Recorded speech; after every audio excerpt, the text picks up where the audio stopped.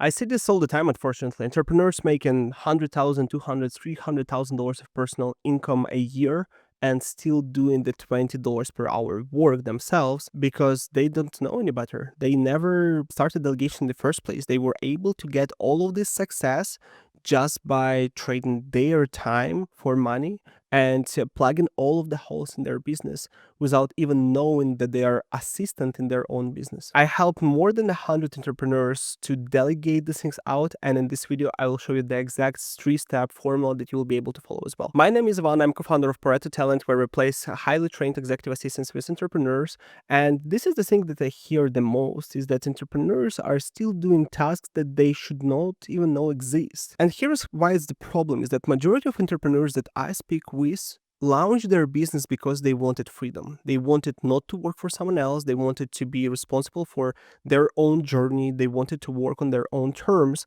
And then they ended up being kind of slaves to their own operations.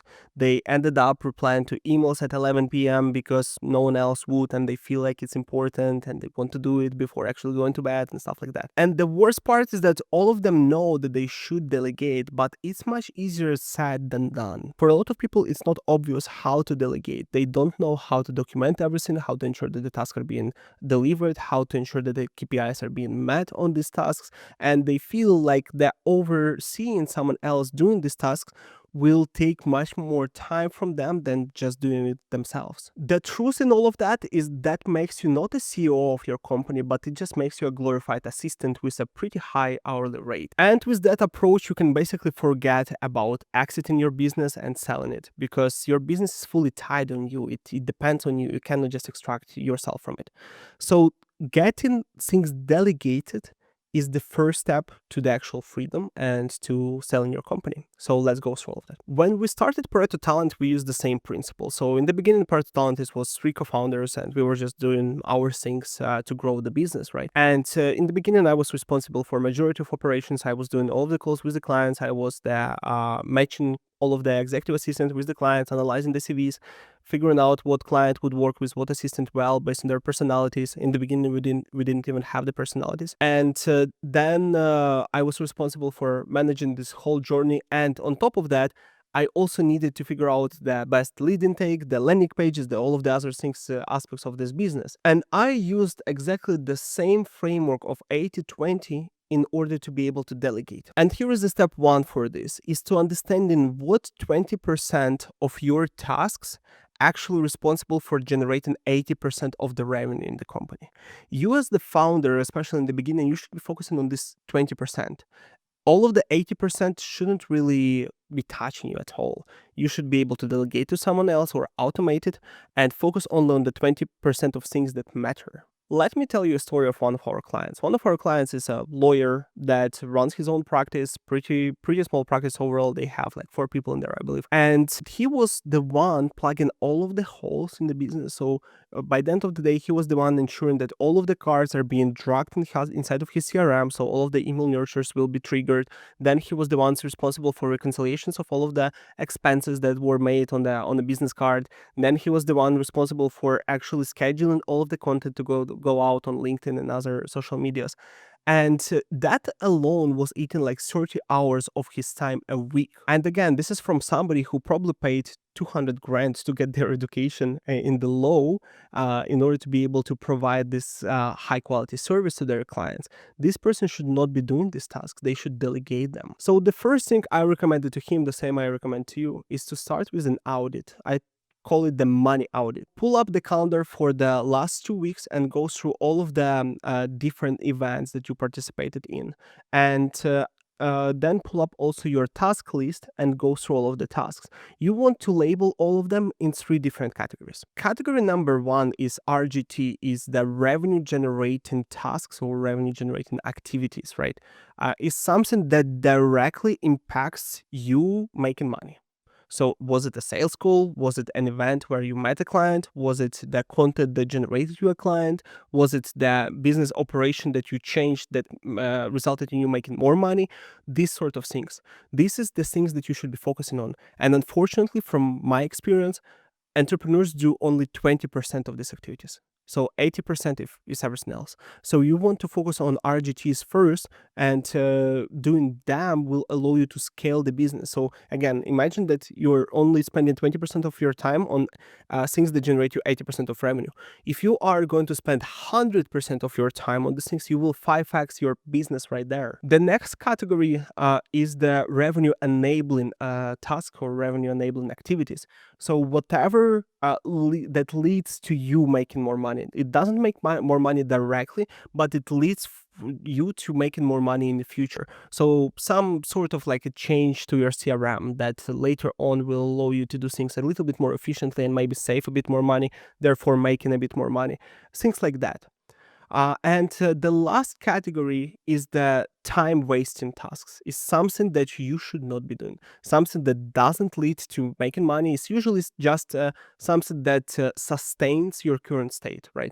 So sending reports, sending monthly reports to the clients, let's say, right? You already made the money on this client. You just need to retain the client. So it's still like very important. I'm not disregarding that by any means, but it can be offloaded to someone else. Your focus probably should be on getting more clients or ensuring that this client stays. So doing some higher end strategy, right? So these are the tasks that you should be offloading, or like replying to all of the comments on your social medias. There is a chance that like it will result in something, but in majority of cases, like your executive assistant will be able to do that. You can just delegate all of that and focus on things that actually matter to your business, that actually grow it. I actually went ahead and created a quick calculator under the quiz.paretotalent.com, where you will be able to jump in and run your quick calculation on how much actual money per year you are spending on this task. So in here, just go ahead and select the tasks that you feel like draining your time still. Then choose how much time and how frequently you're spending on these tasks, and then get your results immediately in here. So in this case, like it's 20 grand that that particular case will leave on the table, and it will tell you exactly how much money you're wasting on these tasks, and then you can get a full 14-day delegation blueprint in here that we prepared for entrepreneurs to be able to offload these tasks. Now, once you've done this audit, once you analyze all of the revenue generating tasks, everything else you need to prepare to delegate. So now you know what to delegate. This is the number one problem that a lot of entrepreneurs I speak with have, is not knowing even where to start. This is where to start. Delegate everything that doesn't make you money. That would allow you to, again, just do more of the money-making activities. The second step in here I call the delegation design, is for you to not just try to like give somebody the task, hey, do that for me. No, you want to come to this delegation very strategically. You want to first analyze, what are these tasks? Are they complicated? Are they not complicated? If something is a bit more complicated, you want to start with the SOPs. I have an amazing video on how to create SOPs, how to structure them. So start there if you are not sure. But you need to prepare standard operational procedures for the tasks that are a bit more complex or needs a bit of like know-how. The easiest way for you as entrepreneur to do that is that next time you will be doing that task. So let's say you want to offload sending reports to the clients. Next time you're preparing the report, record a Loom video of yourself actually doing these tasks, actually performing it. Go to loom.com, record yourself, show how it's being done. Once you get this video ready, get the transcript, run through a prompt that I shared in my SOP creation video, and you will get the full SOP out of that together with the video. That will allow you to give it to the person that you hire, so they will be able to take this task and run with it. So they won't need your consent over assignment, or you like won't have any doubts they're doing it properly, because you were the one to design the SOP for them. This is, in my opinion, one of the biggest blockers for people to offload things. They don't know how to. You literally need to create a how to. You literally need to tell person how to do it. And the higher qualified person you hire, so if you hire somebody with 10 years of experience, the shorter your SOP can be, but it still needs to exist. You still need to create this SOP, because they don't know how you do things, right? You don't want to fully rely on them bringing up their good or bad experience into your company and delivering stuff to your clients. You want to have some resemblance of an SOP that you still give to them for them to follow. Once you build these SOPs and you understand what kind of tasks you're looking to offload, next you need to design the job description. You need to understand who you are looking for. And even if you already have teammates, still design the job description of what this person will be responsible for. Sometimes you will realize that you can delegate these tasks to somebody already on your team based on your like job description that you wrote, because you will see that, okay, actually like I already have this person in here, so I will go ahead and put this task on their plate, either within their current scope of work, or I will offer them a promotion and for them to take these extra things on top of the other tasks that they're doing. And usually the promotion route is easier than a brand new hire, because you already have somebody who's in your culture, who knows the processes, who hopefully has some connection with you and with your brand and with your company. So that will be easier just to grow the person inside rather than just to hire somebody else on top of them. Once you have all of that, you will be able to start delegation if you have the right person. If you need an executive assistant, come to us to Party Talent. We'll be able to present you with a top 1% of people, and it's literal to 1%. It's people who went from 15,000 applicants to 700 people who were approved for the training from them, 200 submitted the final project from them, 100 final projects were approved. So it's like literally 1% of people that pass all of our criteria and were trained and but still being managed by us with our weekly support. So we will be able to give you a person who will be able to take a lot of these tasks, because executive assistant is a generalist. Is somebody who can do a broad variety of different tasks and deliver value to a founder. So they're not specialists in like particular industry, but they're generalist and can do a lot of different things, helping you to offload them so you can spend more of your time on things that actually matter. And now for the step 3, we are going through the feedback loop. So now you have the processes, you know what to delegate, you have the job description, you hopefully hire the person.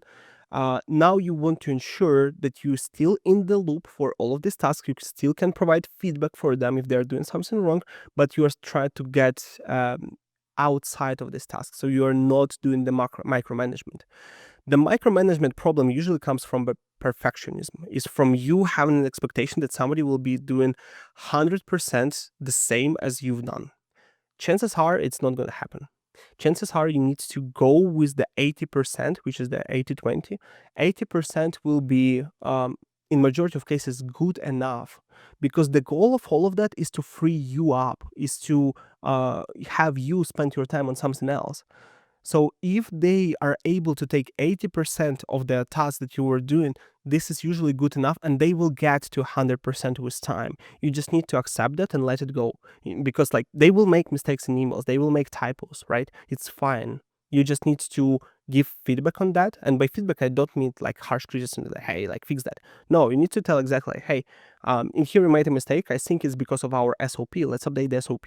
I wanted to let you know, so you will follow the updated version of that, and let's try again and see if we'll have any problems, right? So that's your way on iterating through this person, right? This is the same like with AI. People are like a little bit, people are I, so just intelligence without the artificial part. But it works similar way. If AI spits you out something that is not really good, you will go ahead and provide them with the feedback that, hey, like in here we made a mistake, let's don't do that anymore, let's implement it like this way, and I'll put me a bullet point list, right? With people, it's pretty similar, but you need to have a little bit more empathy than with AI. And by this stage, once you will start offloading one by one, you will pretty much free your time. And this is exactly what our lawyer client benefited from. So this is the stage where we are at right now, is providing a feedback loop, working with his EA to ensure that his EA can take all of this like CRM management and the payment reconciliation tasks from his plate.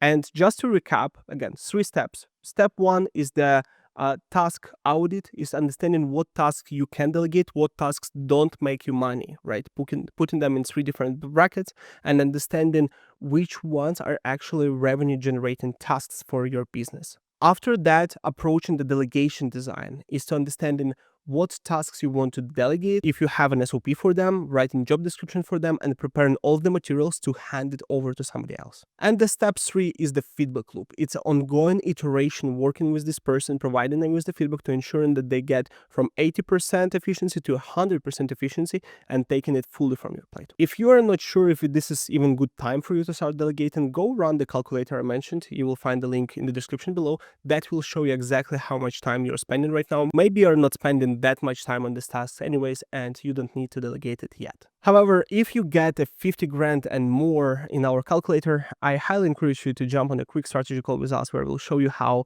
delegation to a trained executive assistant can help you to recover this revenue and for you to focus on things that actually matter. If you found this video useful, please share it with an entrepreneur that struggles to delegate and subscribe for more videos like that. And I'm seeing you in the next one. Bye.